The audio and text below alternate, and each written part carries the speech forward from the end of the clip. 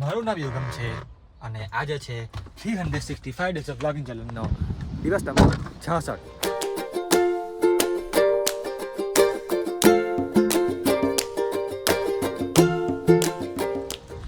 તો ભાઈ આજે છે ને અહીંયા કશું જ એમ કોન્ટેન્ટ શું કે અમારે બધું બહુ હતું આજે, પણ ખબર ને આજે મને મન નથી થયું.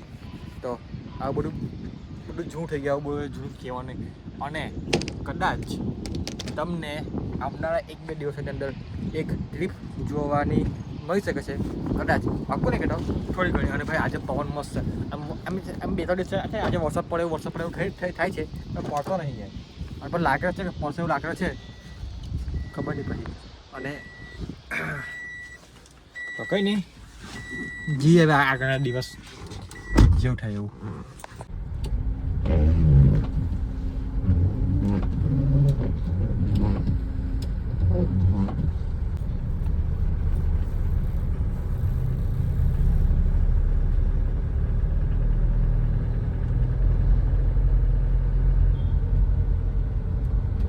તો ભાઈ 6 વાગ્યા છે અને મને કંપની પરથી એમ અમુક સાહેબને લેવા મોકલો છે.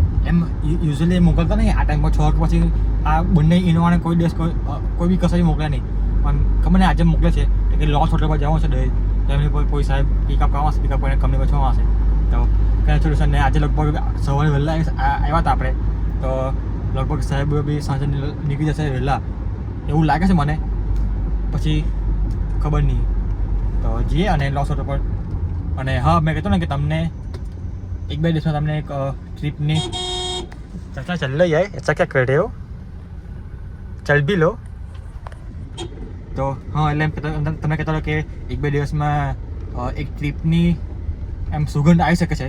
તો 99% તો ફાઇનલ છે, 99.9% ફાઇનલ છે. ક્યાં જે છે, કેવી રીતે જે છે, કોણ જે છે, એ બધું તમને આવનારા બ્લોગ્સમાં તમને ખબર પડી જ જશે. અને એ જગ્યા પર મારું જવાનું બહુ મન હતું અને હુકમ થાય છે તો જઈ આવીશું. તો ગાઈઝ વાયગા છે 7:36 અને હું છું અત્યારે સવા ચોકડીના ટ્રાફિકમાં, તમે જોઈ શકો છો.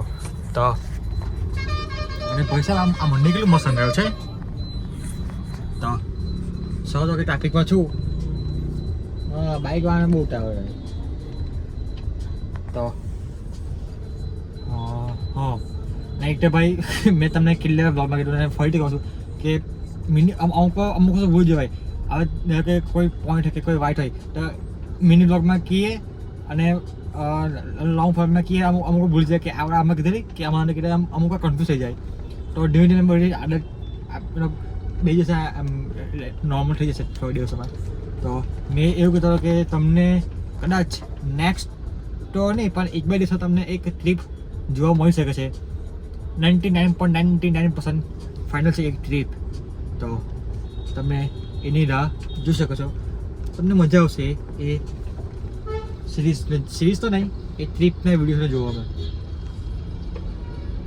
અને એવું નહીં કે એ જગ્યા પર ગયો નહીં, મેં બધી બહુ વાર ગયો, 5-6 વાર એ જગ્યા પર ગયો છું, પણ ખબર નહીં કેમ એ જગ્યા પર જવાની મજા જ કહેવા અલગ છે.